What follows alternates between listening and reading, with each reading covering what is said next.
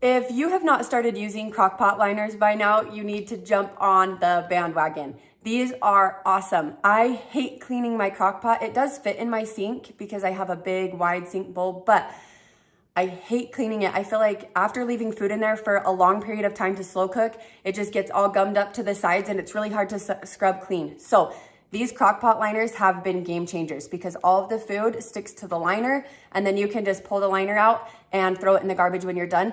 I also have stored these inside a plastic container as well, so I don't have to dump all the food out, and it keeps my containers clean, which is super nice. But this specific one comes with 30 liners, so big chunk of liners in here. You can use it lots of times, obviously, but they are really, really good, BPA-free. They heat up to 400 degrees, which is super nice, and they fit a 3 to 8 size slow cooker pot. But I've really liked the slow cooker liners. Definitely try some if you haven't. You will definitely not regret it.